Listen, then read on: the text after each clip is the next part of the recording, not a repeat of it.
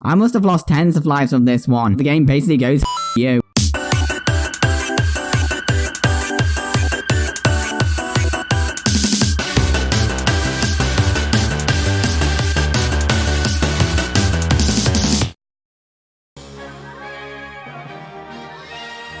Hey chaps, Spit Inkling here. A lot of people seem to say that Super Mario Galaxy 2 is a really easy game, and I don't know about that, because some of these comments are way harder than any of those found in the original. In fact, some of these still murder me today. I'm judging these by the same criteria as last week, so with that said, let's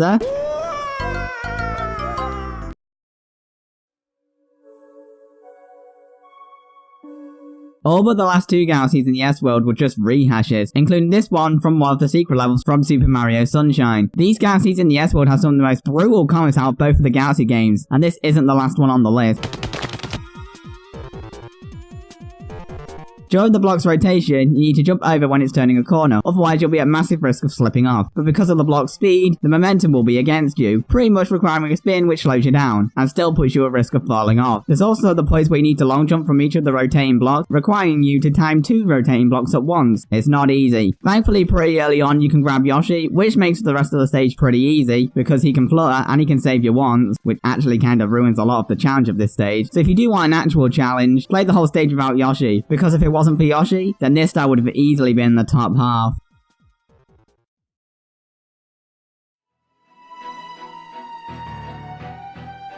Up next is a trip to the Space Storm Galaxy, and one of the only 2 non-comic stars on this list. You need to guide a top man towards this guy. Sound easy? No.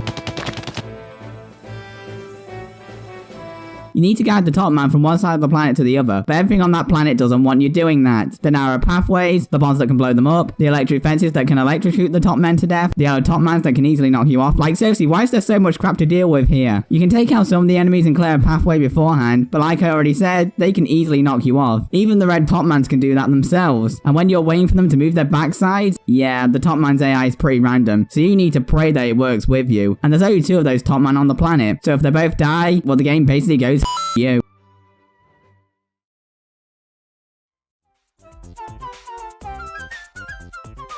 I still don't understand why people think Luigi's purple coins from the original is one of the hardest stars in the game. Honestly, I think the one in the sequel is much harder. So why do I think this star is harder? 2 simple reasons. 1, the time limit is much more strict, and 2, you now need to collect every coin. There is also now the cosmic planes you need to worry about, but as long as you keep moving, you should be fine. At least I would say that, except there are points where you need to correctly line up a jump, of which you won't have much time to do because of that cosmic bastard heading your way. And if you do miss a jump, you'll have to wait until all the clones leave that area, and that's assuming there's even a platform to land on because the green platforms vanish once you step on them. However, even putting aside the star from the original, it's still hard on its own merits, as you will now need to work out the most efficient routes, which is thankfully possible as you now have free control of the camera, which can also help you line up a long jump to get to the coins. But still, this is quite possibly the hardest purple coins out of either of the Galaxy games.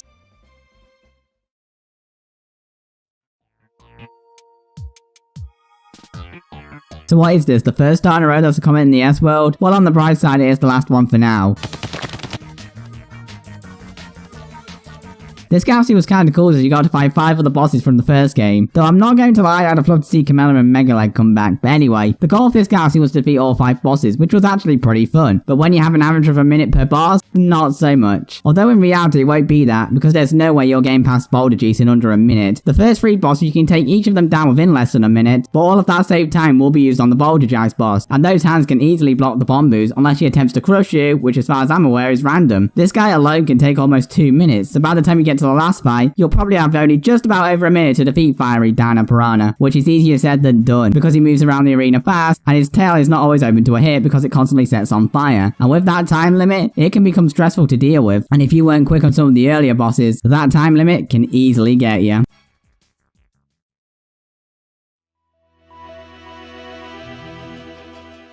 Honestly, rehashing this part of the Toy Time Galaxy from the first game was pretty lazy on the developers' part, and so was rehashing this part of the Beach Bowl Galaxy, but that's not for now. I'm here to talk about arguably the hardest speed comment in both of the Galaxy games.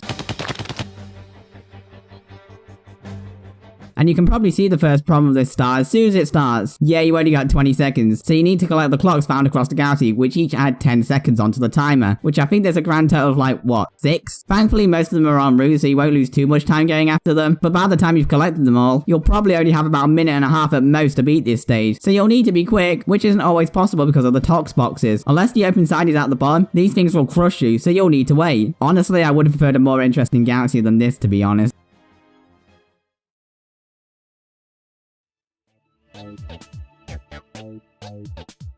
Remember when I said last week that I think the very sticky situation star came way too early? Yeah, I think this next comet star comes way too early as well. I must have lost tens of lives on this one. First off, this star lies to you. It says you have 60 seconds, but you still have to actually get onto the planet and collect the rock mushroom. So in reality, you actually have 53 seconds. Not cool, game. As the name implies, you need to squish crabs using the rock mushroom. Getting the majority of them isn't that hard. It's those last few that are a pain. There have been so many times where there's only 1 or 2 left when the time runs out. Often the ones that get out of your way. Yeah, these little critters can move out of your way, and because of the speed you're going at, you won't have enough time to react and adjust your route. At least you can see where they've moved on the planet as it's see-through, I guess, but it'll still take some time to adjust. Maybe I should have gone to a seafood restaurant after I first beat this star. I'd have made a fortune from all the crabs I killed.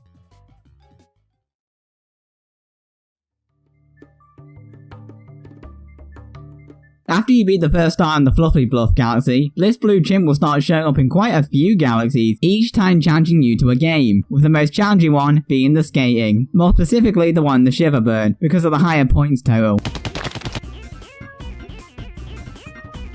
In the Freezy Flake Galaxy, you had 40 seconds to score 500 points. To do this, you need to skate into the green and especially the gold gummets, whilst avoiding the spiked ones. Getting 500 points in this challenge wasn't too bad, but adding on a requirement of another 100 points means you'll now have to be like a figure skater on steroids. Hope all those mushrooms pay off, Mario. If you get hit by a spiky gummet, you will be in massive danger of missing out. Just one mistake you can probably still squeeze through, but 2 mistakes a night is definitely it. Thankfully, the gummets always follow a specific pattern, so you can build up some muscle memory, otherwise you'll need to react and work out the best routes incredibly fast, and even when you do that, you'll probably only hit the target with a few seconds left max.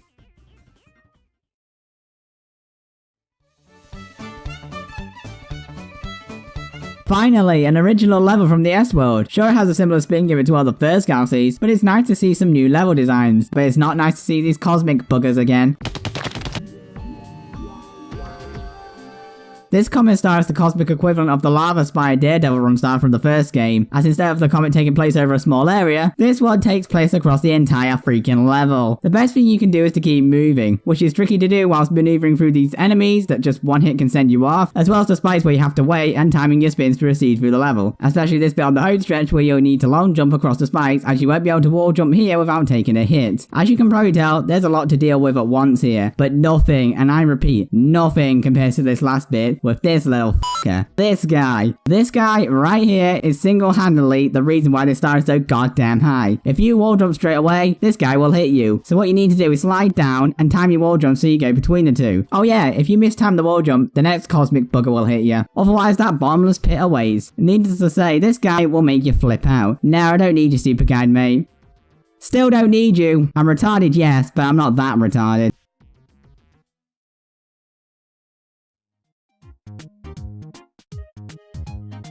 Hey, remember the bomb blow missions from the first game? Well yeah, now they've been replaced with burning boxes with the fire flower, and they're even more evil here.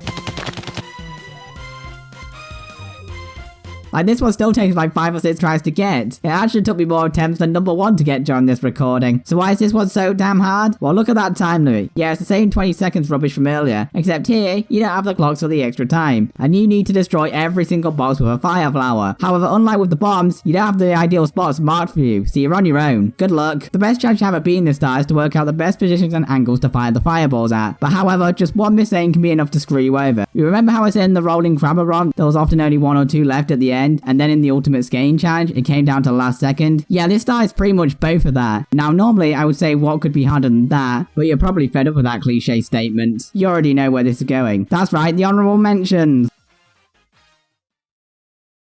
Tall Trunk's purple coin slide. Easy to slide off the slide, and it says you can miss 40, but in reality it's less than that. Cosmic clones in the chomp works. Trying to keep those platforms down with the cosmics puts you at risk of being hit, which can send you into the lava. Squitter's Daredevil run. Good luck trying to get an opening when he fights his last attack. Oh yeah, you can only take one hit. Boomsday Machine Daredevil run. You got to go through an entire level with a new planet in one hit. Enjoy! And finally, purple coins on the Rainbow Road. Hard to accurately get some of these coins, and you can only miss up to 10.